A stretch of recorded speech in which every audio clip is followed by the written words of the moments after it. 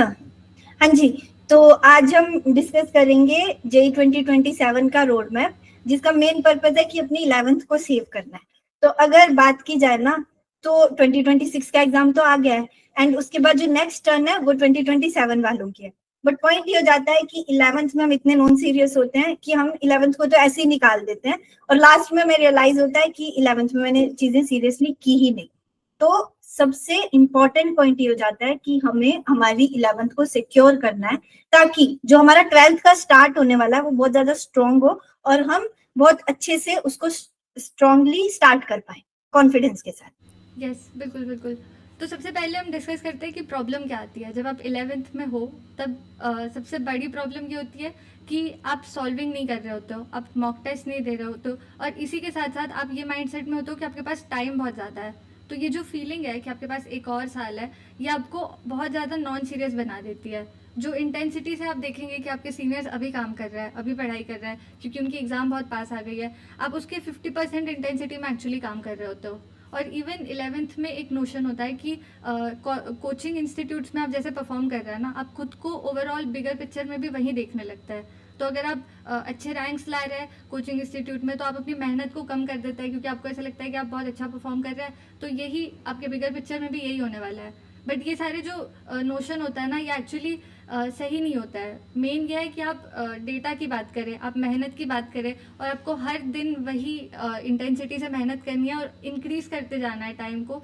वो आपका actual goal होना चाहिए। तो ये जो सारे प्रॉब्लम्स है, बैकलॉग इज मेनली कि आपने 11th में कई चैप्टर ऐसे होंगे जब आपने शायद क्लासेस अटेंड नहीं किए होंगे सही से, जिसकी सॉल्विंग आपने नहीं की होगी। जो चैप्टर तब चल रहा होगा तो आपको बहुत टफ लगा होगा और आपने उसकी अच्छे से प्रैक्टिस नहीं की होगी, या तो मेनली वो सारे चैप्टर्स जिनके मॉक टेस्ट में आप उनके आंसर्स नहीं बना पाते हैं। तो ये सब जो बैकलॉग्स में आ जाता है। कई लोग होता है जो मॉक्स देते ही नहीं है 11th में, वो मॉक्स देना बहुत कम रखता है, क्योंकि उनके स्कोर्स से वो बहुत ज़्यादा मेंटली अफेक्ट हो रहे होता है। बट इवेंचुअली आपको 12th के एंड में तो एग्ज़ाम ही देनी है, which is like a mock. तो बहुत इंपॉर्टेंट है कि आप 11th में भी क्वेश्चन सॉल्विंग अपनी बहुत ज़्यादा से ज़्यादा रखें, मॉक्स बहुत ज़्यादा से ज़्यादा रखें। और ये कई बार लोगों को पता ही नहीं होता है। 11th के स्टूडेंट्स ज़्यादातर टाइम सिर्फ थियरी में देता है, और ये जो पॉइंट्स रहते हैं कि सुबह उठना, सही से टाइम पे उठना, अगर आपके टारगेट्स कंप्लीट नहीं हो रहे हैं तो उसके लिए सिंसियर रहना, सीरियस रहना, पता होना कि आपको कितने आवर्स एक्चुअली देना है, ये सब चीज़ें 11th में क्लियर नहीं होती है। और 12th में आते आते लोड बहुत ज़्यादा बढ़ जाता है, नंबर ऑफ चैप्टर्स बहुत बढ़ जाता है,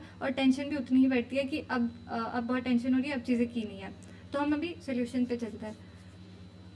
तो अभी हमें पता है कि हमने बहुत सारी गलतियां कर दी है, तो हमारा जो नेक्स्ट टारगेट रहना चाहिए वो ये रहना चाहिए कि अब मुझे इन गलतियों से सीखना है और आगे बढ़ना है। तो अगर अभी डिस्कशन किया जाए तो हमारे पास 4 मंथ्स है, ठीक है, फरवरी तक, क्योंकि उसके बाद मार्च में एग्जाम्स होते हैं, देन आप 12th में चले जाते हो। तो अब ये जो 4 मंथ्स है हमें इस तरीके से प्रायोरिटाइज करने हैं ताकि जो हमारा 11th है वो सिक्योर हो जाए और हम फुल कॉन्फिडेंस के साथ 12th में जा पाए। क्योंकि जनरली ये होता है ना कि अगर आपको 11th में भी कॉन्फिडेंस नहीं है ना, तो जब आप 12th स्टार्ट कर रहे होगे ना, तो आपके बैक ऑफ द माइंड में बहुत ये माइंड में पॉइंट रहेगा कि मुझे 11th भी करनी है, मुझे 12th भी करनी है, और इस चक्कर में कोई चीज मैनेज नहीं होती है और आप बहुत ज्यादा कंफ्यूज रहते हो। तो अगर इसकी बात की जाए तो अभी हमें इन 4 मंथ्स को प्रायोरिटाइज करना है। तो इसके लिए सबसे पहले जो इंपॉर्टेंट पॉइंट आता है वो ये आता है कि सबसे पहले तो जितने एक्सक्यूजेस थे 11th के कि प्रोक्रेस्टिनेट कर रहे हो, या ये वाली चीज है कि नहीं बैकलॉग्स क्रिएट हो गए, वो सारी चीजों को हटा के, मन नहीं कर रहा है, टाइम मैनेज नहीं हो रहा है, सारी जो भी गलतियां थी उनको हटा के पूरा फोकस हमें एक्शंस पे करना है कि मेरे एक्शन स्ट्रांग होने चाहिए। अब मैं काम करने पे ज्यादा फोकस करूंगा, मॉक्स नहीं दिए तो मैं मॉक्स दूंगा, रिविजन नहीं किया तो मैं रिविजन करूंगा, और जो प्रॉब्लम सॉल्विंग नहीं किया तो मैं सॉल्विंग करूंगा। तो अभी सबसे पहले तो पेन पेपर ले आओ, प्रॉपर चीजें डिस्कस कर रहे होंगे उनको नोट डाउन करना है, और उसके साथ साथ प्रॉपर खुद का प्लान बनाना है। तो सबसे पहले अभी जाओ और पेन पेपर लेके आओ। यस, बिल्कुल। ओके, तो मोटा मोटा हम ना एक्चुअली एक बात कर लेते हैं कि सबसे पहले आप किस कैटेगरी में खुद को रखेंगे। मतलब कि अगर आपको आगे प्लान करना है तो आप पहले खुद को देखेंगे कि आप एनालाइज करेंगे कि आप किस पोजीशन पे है, तो तभी आपको पता चलेगा कि आगे क्या करना है। मैं रितिका दी हमेशा एक बात कहती थी कि अगर आपके पास 1 महीना है तो अगर आप 30 डेज ऑफ अनप्लान्ड स्टडी करेंगे वर्सेस कि आप एक दिन पूरा प्लानिंग में लगाएंगे और उसके बाद 29 डेज ऑफ प्लान स्टडी करेंगे, तो अगर आप कंपेयर करेंगे ना, बहुत ड्रास्टिक डिफरेंस आपको दिखेगा आपकी प्रेपरेशन में। क्योंकि आप जब अनप्लान्ड कर रहे हैं तो कोई भी चीज़ करने का एक्चुअली सेंस नहीं पता चल रहा है आपको। आप रैंडम चीज़ें कर रहे हैं, आप कोई चैप्टर उठा रहे हैं जो आपको किसी ने सजेस्ट किया होगा कि ये ईजी है, तो आप उसको पिक करके पढ़ने लग रहा है, बट आप उसको कंप्लीट नहीं कर रहे हैं एंड टू एंड, और आप नए चैप्टर पर फिर से जंप कर दे रहा है। फिर आप कोई तो टफ चैप्टर ले रहा है, फिर कोई तो ईजी चैप्टर ले रहा है। ये सब जो जम्बलिंग है, ये इवेंचुअली आपको मॉक्स में इसका रिजल्ट ही नहीं दिखेगा, क्योंकि आपने सही से प्लान करके नहीं किया, क्योंकि आपने खुद को हर दिन बताया नहीं है कि एंड ऑफ द डे पे आपने खुद को बताया नहीं कि ये चैप्टर मेरा डन है, इसकी प्रैक्टिस मेरी 60% डन है, इसमें मैं थोड़ा वीक हूँ, इसमें मैं अंडर कॉन्फिडेंट हूँ, तो इसको मुझे टारगेट करना है। ये सारी चीज़ें पता होना बहुत ज़रूरी है।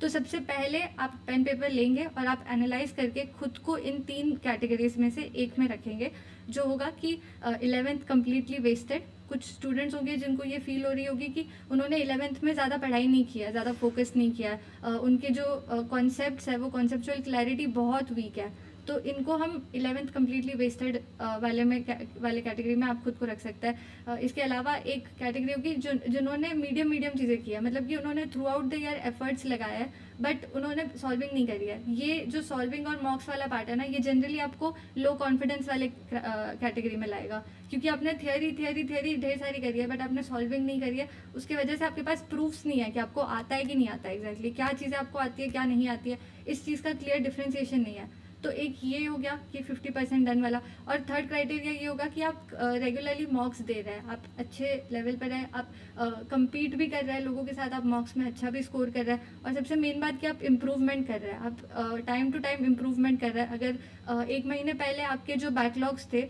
और आज जो बैकलॉग्स है, इसमें आपने ग्रोथ देखी है। आप जो करेंटली जो चैप्टर्स पढ़ रहे हैं उसमें भी आप देख रहे हैं कि आप फुल लेंथ मॉक्स अगर देने की कोशिश कर रहे हैं, या तो फिर आप चैप्टर मॉक्स दे रहे हैं, तो आप देख रहे हैं कि उसमें लाइक स्लो राइज है, क्योंकि आप मेहनत कर रहे हैं और आप सही डायरेक्शन में पढ़ाई कर रहे हैं, राइट। तो ये 3 में हम डिवाइड कर सकते हैं।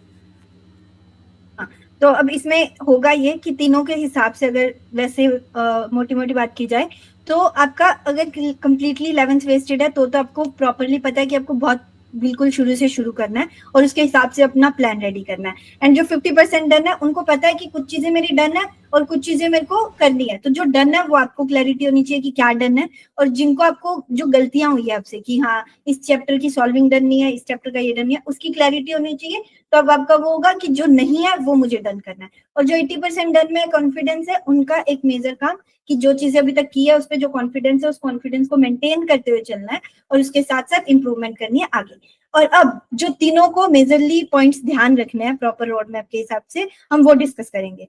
तो सबसे पहले जो पॉइंट आ जाता है वो ये कि आपके पास अभी जो टाइम है उसमें आप पीसीएम को मैनेज कर सकते हो, ठीक है। तो आपको अपने तीनों सब्जेक्ट्स को लेके चलना है और उसमें आपको एनालाइज करते जाना है कि कौन सा सब्जेक्ट जो है जो आपका ज्यादा वो होता है ना कि एक सब्जेक्ट में आपको ज्यादा मजा आ रहा होता है, क्वेश्चंस इजीली बन रहे होते हैं, तो वो आपको ध्यान रखना है, क्योंकि वो 12th में आपकी हेल्प करेगा कि आपको पता होगा कि आपके तीनों में से कौन सा स्ट्रॉन्गेस्ट चैप्टर है और कौन सा स्ट्रॉन्गेस्ट सब्जेक्ट है और कौन सा वीक सब्जेक्ट है।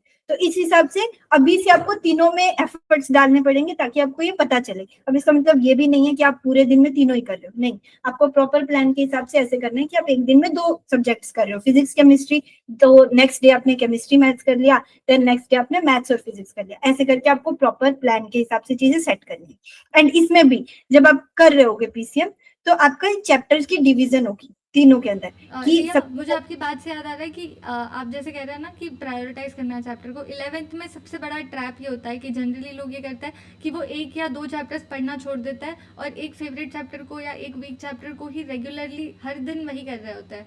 तो ये सही नहीं है, आपको बैलेंस रखना है तीनों में, क्योंकि इन दी एंड आपको नंबर ऑफ क्वेश्चंस जो होंगे जेईई के एग्जाम में उसको आपको टारगेट करना है। आपको आपके फेवरेट चैप्टर या आपके फेवरेट सब्जेक्ट को टारगेट नहीं करना है। तो नंबर ऑफ क्वेश्चंस में आप जनरली वो देखेंगे कि इजी चीज़ें डुएबल चीज़ें, जो भी चैप्टर से इजी चीज़ें आ रही है वो आपका मेन टारगेट होनी चाहिए, तो उसको तो आपको डन करना ही है। इसलिए बैलेंस्ड स्टडी करना बहुत ज़रूरी है कि आप फिजिक्स केमिस्ट्री मैथ्स का एक बैलेंस रखते हुए हर दिन पढ़ाई करें, राइट। क्योंकि ऐसे नहीं करना है कि फिजिक्स अच्छी लग रही है तो सिर्फ फिजिक्स कर रहे हैं, केमिस्ट्री मैथ्स को भूल ही गए हो, ये चीजें नहीं करनी। तो इसमें भी अगर आप सब्जेक्ट वाइज चल रहे हो तो आपको तीनों को मैनेज करना है। उसमें भी अगर चैप्टर की डिवीजन करते हैं तो आपका चैप्टर 3 डिवाइड हो रहे हैं, एक तो basics, then high weightage and then rank booster. तो 12th के लिए सबसे इम्पोर्टेंट पार्ट होता है बेसिक्स वाला, क्योंकि पॉइंट यह ना कि 12th में कुछ पार्ट होता है 11th का जो यूज हो रहा होता है। तो इसके लिए अगर आपके 11th के बेसिक्स क्लियर नहीं होंगे तो आपको 12th में भी वो चैप्टर समझ नहीं आएगा, तो आपका इवेंचुअली ये होगा ना तो 11th आती है ना 12th आती है। ठीक है, तो अगर पहले यही डिस्कस करें कि कौन से बेसिक्स चैप्टर्स हैं, तो उसमें आपके जो मस्ट टू डू चैप्टर्स होंगे जो आपको करने ही करने हैं वो ये आएंगे, जो आपका जो 12th का फाउंडेशन सेट करता है वो ये चैप्टर्स होंगे। यस बिल्कुल। और बाय ऑब्जर्वेशंस आप देखेंगे कि ये जो चैप्टर्स है ना, ये आपने कोचिंग में स्टार्टिंग वाले टाइम में पढ़े होंगे, तो आपने एक्चुअली इसकी प्रैक्टिस भी की होती है। आपने कई बार, अगर आप स्टार्टिंग से ही कोचिंग में बहुत ज़्यादा ये मोर ऑफ ऐसे है कि प्रैक्टिस से ज़्यादा आपकी एनर्जी डिफाइनिंग चैप्टर्स है, कि ये कई बार आप बहुत एनर्जेटिक होता है स्टार्टिंग में और बहुत एंथुजियाज्म में पढ़ रहे होता है, तो ये चैप्टर्स आप स्टार्टिंग में ही कवर कर लेता है। बट जो इम्पोर्टेंट पार्ट वो होता है कि कई बार जो लेंथ ऑफ चैप्टर्स होती है वो 10th से 11th में जैसे शिफ्ट होती है, तो वो लेंथ देख के कई लोग डर जाते हैं और एक्चुअली चैप्टर्स को कंप्लीट नहीं करते हैं, एंड टू एंड मिडवे छोड़ देता है। तो ये सब चैप्टर्स में बहुत ज़रूरी है कि आपका बेस सेट कर रहा है। तो आपने अगर इसको छोड़ दिया था पहले, तो टाइम देख के आपको या वीकेंड्स देखकर आपको एक्चुअली इनको कवर कर लेना चाहिए, क्योंकि ये फिर आपका एक प्रॉपर फाउंडेशन सेट कर देंगे। एग्जैक्टली, इन चैप्टर्स को आपको प्रायोरिटी पे रखना है, क्योंकि जैसे अगर देखा जाए ना तो केमिस्ट्री की अगर बात करते हैं तो जीओसी है। जीओसी जो आपका पूरा 12th का ऑर्गेनिक वाला पार्ट है, मेजरली जो ऑर्गेनिक केमिस्ट्री है वो 12th में आती है। ठीक है, तो उसका जो बेस सेट होता है ना वो जीओसी से सेट होता है। ठीक है, देन मोल कंसेप्ट है, ये आपकी फिजिकल केमिस्ट्री का बेस सेट करेगा। सेम सिमिलरली जो मैथ्स का पार्ट है उसमें लिमिट्स वाला जो पार्ट आता है वो 12th की कैलकुलस का बेस होता है। ठीक है, ट्रिग्नोमेट्री बहुत यूज हो रही होगी और फंक्शंस एंड ग्राफ्स भी आगे बहुत ज्यादा यूज हो रहे होते हैं, तो इनको आपको प्लान में सबसे हाई प्रायोरिटी पे रखना है। हाँ। एंड देन अगर अपने आगे चलते हैं तो आगे आएंगे हाई वेटेज चैप्टर्स। यस, तो हाई वेटेज चैप्टर्स में जनरली वो चैप्टर्स है जो करना थोड़ा इजियर भी है और जो आपको अच्छा एक स्कोर दे रहे होंगे, जो आपके एग्जाम में एक्चुअली आपके जो टोटल स्कोर है उसमें ये बहुत अच्छा रोल प्ले कर रहे होंगे। तो जैसे इसमें केमिकल इक्विलिब्रियम आ गया। केमिकल इक्विलिब्रियम एक लेंथ वाइज एक छोटा चैप्टर है और उसके जो क्वेश्चंस है वो रिपीटेटिव टाइप के है। तो अगर आप उसको एंड टू एंड पढ़ ले रहे हैं तो बहुत आप उसके पीवाईक्यूज अच्छे से कर रहे हैं तो वही टाइप के आपको सवाल देखने मिलेंगे, बहुत ज़्यादा कुछ न्यू नहीं देखने मिलेगा। सिमिलरली अगर एटॉमिक स्ट्रक्चर की बात करें तो एटॉमिक स्ट्रक्चर कई बार डिफिकल्ट हो जाता है क्योंकि उसकी लेंथ बहुत बड़ी है चैप्टर की। बट अगर आप वैसे देखेंगे तो उसके क्वेश्चंस बहुत ज़्यादा आता है, रिपीट होता है बहुत ज़्यादा, या तो फिर जो नंबर ऑफ क्वेश्चंस होता है जो एटॉमिक स्ट्रक्चर से आ रहा है ये भी नंबर बहुत ज़्यादा होता है। और इसमें एक जो बेनिफिट है वो ये होगा कि अगर आप केमिस्ट्री का एटॉमिक स्ट्रक्चर कर ले रहे हैं तो 12th के एंड में फिजिक्स में भी एटॉमिक स्ट्रक्चर आएगा, आप उसमें बहुत ज़्यादा कॉन्फिडेंट फील करेंगे। तो इसको आप अगर आपने डर से रखा होगा कि इस चैप्टर के डर से क्योंकि लेंथ बड़ी है, या तो फिर आपने जेईई एडवांस के कोई क्वेश्चन सडनली देख लिए होंगे, तो बहुत इंपॉर्टेंट है कि आप लेवल वाइज सॉल्व करें, बेसिक लेवल से जाके एडवांस लेवल तक जाए और इसको एंड टू एंड कवर करने की कोशिश करें। तो हाई वेटेज चैप्टर्स की ये इजियर है और ये बहुत आपको स्कोर देता है, क्योंकि इन चैप्टर्स के क्वेश्चन ना बहुत रिपीटेटिव होते हैं जेईई मेंस में, तो वो ऐसे बोलते हैं ना शॉर्ट है, तो सीक्वेंस एंड सीरीज का क्वेश्चन पक्का आता है, तो इससे आप अपने +4 कर सकते हो। इसलिए आपको इन चैप्टर्स को इवन बाइनोमियल का आप देखें तो बाइनोमियल की रिपीटेड टाइप के क्वेश्चंस आता है, वही एनआर वाली चीजें होगी, वही पूछेंगे वो।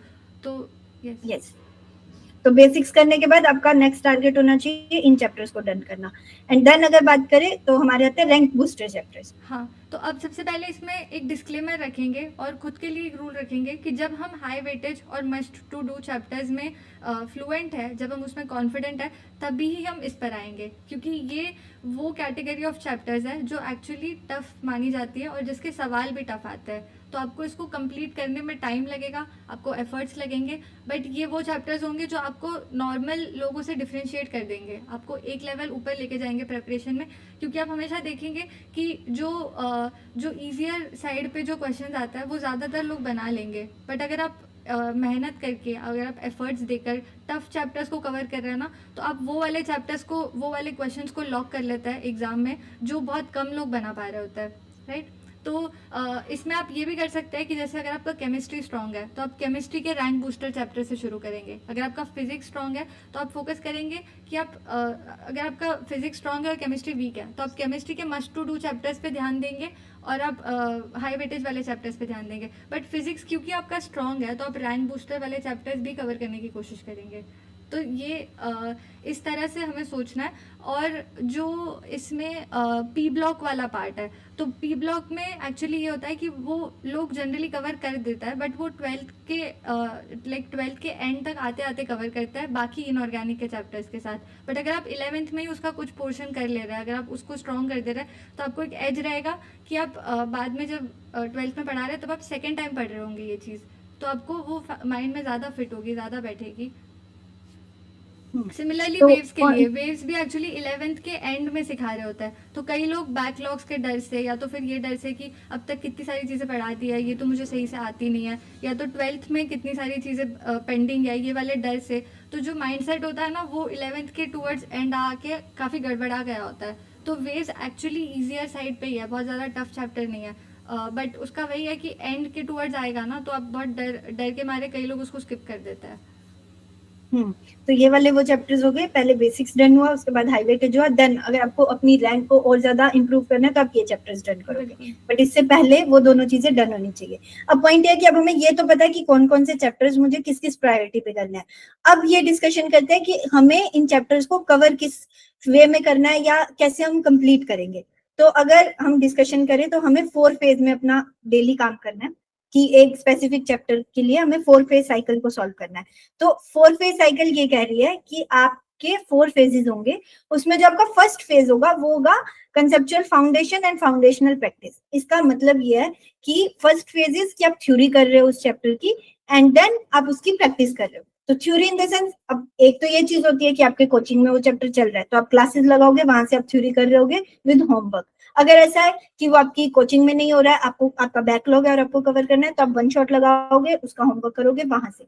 देन आ जाती है फाउंडेशनल प्रैक्टिस, सेकंड स्टेप, जिसमें आपको ये करना है कि जो एक्सरसाइज आपके पास मॉड्यूल्स होंगे, डीपीपी होंगी, शीट्स होंगी, उसमें जो एक्सरसाइज 1 वाला पार्ट होता है ना, वो आपको डन कर लेना है। और इसमें मिनिमम हम अगर टारगेट रखते हैं तो हमें 100 क्वेश्चन सॉल्व कर लेना है फाउंडेशनल प्रैक्टिस के, ताकि हमारे बेसिक्स क्लियर हो जाए और हम कंसेप्ट पे थोड़ी पकड़ बना पाए कि हाँ ठीक है, मुझे पता है कि कंसेप्ट क्या है और इसको यूज कैसे करते हैं। देन आपका आएगा फेज 2। फेज 2 इज कि आपको लेवल अप करना है। एक्सरसाइज 1 कर ली, कंसेप्ट समझ लिया, अब लेवल अप करेंगे, एडवांस की तरफ ज्यादा जाएंगे, एक्सरसाइज 2 सॉल्व करेंगे। एक्सरसाइज 2 सॉल्व करेंगे, उसमें एक्सरसाइज 2 भी कर सकते हो, थोड़े एडवांस की जो टफ प्रॉब्लम्स होती है वो भी सॉल्व कर सकते हो। उससे मेजरली ये है कि आप लेवल अप कर रहे हो कंसेप्ट को। देन आता है third phase. Third phase is कि आप टेस्टिंग एंड एनालिसिस करोगे। टेस्टिंग कैसे करोगे कि मैंने एक प्रॉपर चैप्टर पढ़ा, लेट्स से सीक्वेंसेड सीरीज है, तो हमने उसकी थ्योरी की, थ्योरी के बाद मैंने उसकी क्वेश्चन प्रैक्टिस की, फिर लेवल अप करने के लिए मैंने एक्सरसाइज 2 की। अब आपको उसको टेस्ट करना है कि आपने जो चीजें की है उस हिसाब से क्या क्या आपकी गलतियां हो रही है, कौन सा सब सेक्शन है उस पार्ट का जो वीक रह गया। तो आप क्या करोगे, पीवाईक्यू सॉल्व करोगे और मॉक टेस्ट दोगे। तो पीवाईक्यूज जब आप सॉल्व करोगे ना, तब आपको पता चल जाएगा कि जो चीजें मैंने पढ़ी है और जो क्वेश्चंस आए हैं पीवाईक्यू में उसमें क्या है। अगर सॉल्व हो रहे हैं दैट मींस आपका कंसेप्ट क्लियर है और आप रेडी हो मेंस के लिए। अगर ऐसा है कि कहीं कहीं कोई एक सब टॉपिक का सॉल्व नहीं हो रहा है, जैसे जीपी वाला पार्ट होता है सीक्वेंस एंड सीरीज में, वो सॉल्व नहीं हो रहा है, तो आप उस कंसेप्ट को दोबारा रिविजिट करके स्ट्रॉन्ग करोगे। ऐसे आप मॉक टेस्ट दोगे, मॉक टेस्ट में भी आप चेक करोगे कि क्वेश्चन सही हो रहा है कि नहीं। तो पॉइंट ये हो जाएगा, आपको ऐसे नहीं पता चलेगा कि वो सही है कि नहीं। आप पहले टेस्ट दोगे, पहले पीवाईक्यूज करोगे, फिर आप उसका एनालिसिस करोगे कि क्या क्या गलतियां हो रही है। एनालिसिस करके आपको एक मिस्टेक नोटबुक मेंटेन करनी है। मिस्टेक नोटबुक इज कि आपको एक नोटबुक रखनी है जिसमें आप अपनी गलतियों को लिखोगे कि मेरी ये गलती हो रही है, मेरे इस चैप्टर में ये वाला सब टॉपिक जो है वो वीक है, ऐसे करके आप लिस्ट बनाओगे। तो आपकी एक प्रॉपर नोटबुक डेडिकेट होनी चाहिए आपकी मिस्टेक्स के लिए। तो ये फेज 3 डन होता है। फेज 3 के बाद आपका आएगा फेज 4, जो कि होगा रिविजन वाला पार्ट, जो कि बहुत ज्यादा इंपॉर्टेंट है, क्योंकि ऑब्वियसली आपने चैप्टर पढ़ लिया है, उसकी सॉल्विंग भी कर लिया, सब कुछ कर लिया, बट आपने बहुत देर तक अगर उसको रिवाइज ही नहीं किया तो आप भूल जाओगे, और अगर आप भूल ही जाओगे तो आपने पहले मेहनत किस लिए की थी। तो इसलिए आपकी रिवीजन इंपॉर्टेंट है। और रिवीजन कैसे करोगे, क्वेश्चंस के थ्रू। और वो कैसे होती है, देखो आप अपने फेज 1 और फेज 2 में सॉल्विंग कर रहे होगे, तो एक चीज का हमेशा ध्यान रखना है, जब भी सॉल्विंग कर रहे हो क्वेश्चंस की मार्किंग करनी है। क्वेश्चंस की मार्किंग मतलब कि आपने क्वेश्चन सॉल्व किए, तो कुछ क्वेश्चन होंगे जो फर्स्ट टाइम में बन गए, जो इजियर साइड पे होंगे, कुछ क्वेश्चन होंगे जो बने नहीं, आपको बहुत ज्यादा टाइम देना पड़ा, एफर्ट्स देने पड़े, तो आप उन क्वेश्चंस को मार्क कर लोगे। देन एक ये टाइप के भी क्वेश्चन होंगे जो आपको समझ ही नहीं आए कि कैसे करते हैं, लाइक अप्रोच बिल्कुल भी समझ नहीं आई, आपको या तो सोल्यूशन पे जाना पड़ा या टीचर की हेल्प लेनी पड़ी, उनको भी आप मार्क करोगे। तो रिवीजन टाइम पे जो क्वेश्चन टाइम लेके बने, आपको ज्यादा एफर्ट्स डालने पड़े, और जो क्वेश्चन आपसे पहली बार में बने ही नहीं थे, आपको समझ भी नहीं आए थे, इन दोनों टाइप्स के क्वेश्चंस को मार्क करके रखोगे, रिवीजन के टाइम पे इन्हीं को पहले जाके सॉल्व करना है कि ये सॉल्व कैसे होता है। फिर अगर लग रहा है कि कुछ याद नहीं आ रहा, फॉर्मूला याद नहीं आ रहा, तो नोट्स पे जाओगे। कभी भी नोट्स के थ्रू रिवीजन नहीं करनी है, क्वेश्चंस के थ्रू करनी है। क्वेश्चन करोगे, पता चलेगा थ्योरी में कहाँ गैप है, फिर नोट्स से जाके रिवाइज करोगे कंसेप्ट को एंड आगे आ जाओगे। तो ऐसे ही क्वेश्चंस के थ्रू, और जो मिस्टेक नोटबुक में पहले टाइम में लिखा था कि ये लूप होल है, उसको रिव्यू करना है कि क्या क्या लूप होल जा रहे हैं। इसमें दो चीज़ें आपकी बहुत इंपॉर्टेंट हाईलाइट हो जा रही है या तो सॉल्व हो जा रही है। सबसे पहला ब्लंडर जो होता है कि जो थियोरी लूप में ही होता है, वो सॉल्विंग नहीं कर रहे होता है, वो बस थियोरी करता है और थियोरी करने में लेक्चर्स कंप्लीट करने में इतना ज़्यादा थक जाता है कि वो सोचता है कि अब मैं नेक्स्ट चैप्टर पर बैठ जाता हूँ, मैं सॉल्विंग नहीं करता हूँ। तो ये जो ट्रैप है, ये आपको, अगर आप इस साइकिल से एक चैप्टर पूरा कर रहे हैं या सारे ही चैप्टर्स इस साइकिल से पूरे कर रहे हैं, तो ये ट्रैप से आप बहुत जल्दी बचेंगे। और ये ट्रैप आपको 12th में एक्चुअली समझ आता है, जब आप फुल लेंथ मॉक्स दे रहे होता है या जब आप PYQs दे रहे होता है, तब आपको एक्चुअली रियलाइज़ होता है कि आपने सॉल्विंग कितनी कम करी है दोनों इन 2 पूरे साल में, ठीक है। और दूसरी जो चीज़ है वो ये है कि स्टिक टू सिलेक्टेड रिसोर्सेज। अगर आप बहुत ज़्यादा रिसोर्सेज में फैल रहे हैं ना, तो आप देखेंगे कि आप रिपीटेड टाइप के सवाल बहुत ज़्यादा बना रहे होता है, क्योंकि आप एक सोर्स से शुरू करते हैं, आप मिडवे पहुंचते हैं, फिर आप अपना सोर्स चेंज कर लेते हैं, अब फिर से वहाँ से स्टार्ट से शुरू करते हैं। जब आप स्टार्ट से शुरू कर रहे होते हैं तो वही सेम टाइप के सवाल आप वापस सॉल्व करते हैं, और आप खुद को ये बताते हैं कि मैं सॉल्विंग तो कर रहा हूँ ना, मेरे क्वेश्चंस बन रहे हैं, या तो फिर ये क्वेश्चन में मुझे थोड़ा टाइम लग गया तो ये क्वेश्चन तो अच्छा था बहुत ज़्यादा। बट आप ये नहीं देख रहे कि आप सेम टॉपिक के सवाल बना रहे हैं, और इस चक्कर में आप एक्चुअली चैप्टर को एंड टू एंड पूरा नहीं कर रहे हैं। तो हम बाकी कई बार हम आउटलायर्स में भी बात करते हैं, कई बार हम वीडियोस में भी बहुत बार डिस्कस करते हैं कि आपके सोर्सेज जो है, सॉल्विंग के सोर्सेज, थियोरी के सोर्सेज, इवन लेक्चर्स के सोर्सेज, ये सारे सोर्सेज फिक्स्ड रहने चाहिए। अगर आप नई चीज़ें एक्सपेरिमेंट भी कर रहे हैं तो आप बहुत जल्दी वो एक्सपेरिमेंट फेज से बाहर आ जाइए और उसको डिफाइन कर दीजिए कि आपको वो करना है या नहीं करना है, राइट। इसमें ऐसा होता है कि आप टाइम बहुत ज्यादा वेस्ट कर रहे होते हैं, आपका टाइम बहुत इंपॉर्टेंट है, उसको बहुत सिलेक्टिव जगह पे लगाना होता है। तो इसी के साथ अभी हमें ये पता है कि मुझे क्या क्या चैप्टर्स करने हैं, मुझे ये भी पता है मुझे चैप्टर्स को कंप्लीट कैसे करना है। अब आपका जो मेन पॉइंट रहता है वो ये रहता है कि अब आपको जो चैप्टर्स हैं, जो सिलेबस है, वो करना कैसे, उसके लिए आपको प्रॉपर टाइम ब्लॉक करना है। मेजरली अगर रफली देखें तो अभी अगर आप स्टार्ट कर रहे होगे तो सिलेबस कंप्लीशन आपके माइंड में ऐसा होगा, बेसिक्स और हाई वेटेज का मेजरली लेके चले तो नवंबर दिसंबर में आप मेजरली सिलेबस कंप्लीट कर रहे होगे, फिर आप जनवरी फरवरी में रिवीजन पे शिफ्ट हो जाओगे, और मेजरली फरवरी में आप रिवीजन ही कर रहे होगे क्योंकि मार्च में आपके एग्जाम्स आ रहे होंगे। तो ऐसे रफली आइडिया है, बट आपका काम यह है कि आपको पता है आपको क्या करना है। तो अभी जाके आपको प्रॉपर अपना प्लान बनाना है अपने हिसाब से, जो हमने स्टार्टिंग में 3 कैटेगरीज डिफाइन किया है, उस हिसाब से देखो कि आपके कौन से चैप्टर्स डन है, कौन से नहीं है, वैसे प्रॉपर प्लान बनाओ, उसकी डेडलाइन सेट करो कि नवंबर तक क्या हो जाएगा, दिसंबर तक क्या हो जाएगा, एंड देन उस पर काम करना शुरू करो। तो अभी आपका ये टास्क रहने वाला है, डेडलाइन है अभी 9:13 है, तो कल 9:30 तक की डेडलाइन है कि आपका जो प्लान है वो रेडी हो जाना चाहिए। इसमें आप देखेंगे कि जब आप प्लान बना रहे हैं ना, तो बीइंग आईटीएन पे करेंटली एक चैलेंज चल रहा है BICC नाम से, बीइंग आईटीएन कंसिस्टेंसी चैलेंज।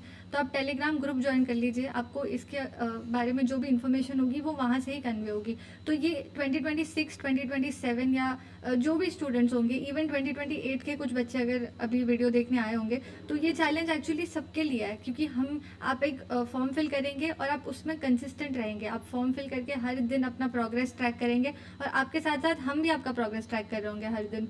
तो आप इस चैलेंज के थ्रू अभी स्पीड पकड़ सकते हैं कि अगर आप स्लो हो गए थे, या तो फिर अभी दिवाली के बाद आपका मोमेंटम कम हो गया था, या तो फिर आपको बहुत सारी टेंशन है, जो कोचिंग में जो पढ़ाई हो रही है उसको आप सही से मैनेज नहीं कर पा रहे हैं, तो ये जो फॉर्म है ये एक्चुअली आपको मैनेजमेंट वाइज बहुत अच्छा करेगा। तो आप हर दिन जो टास्क हम दे रहे हैं, जो चैलेंजेस हम दे रहे हैं, उनको पूरा करने की कोशिश कीजिए। पूरी कोशिश कीजिए कि आप एक्टिवली हर दिन फॉर्म भर रहे हैं और अपने प्रोग्रेस को प्रॉपरली ट्रैक कर रहे हैं, रिफ्लेक्शन ले रहे हैं, रिफ्लेक्शन ले रहे हैं, एक्शन ले रहे हैं, रिफ्लेक्शन ले रहे हैं, एक्शन ले रहे हैं, अपनी गलतियों को आइडेंटिफाई करके उसके ऊपर और बेटर होते जा रहा है। तो आपको बहुत एज मिलेगा, और आप देखोगे कि चैलेंज फिलहाल 21 डेज़ का है, तो आप देखोगे कि 21 डेज़ में ही आपने जो अमाउंट ऑफ ग्रोथ कर लिया ना, वो बहुत ज़्यादा होगी compare to even last 3 months, अगर आप अच्छे से प्लान कर करके और आप एनालाइज करते करते चीज़ें कर रहे हैं तो।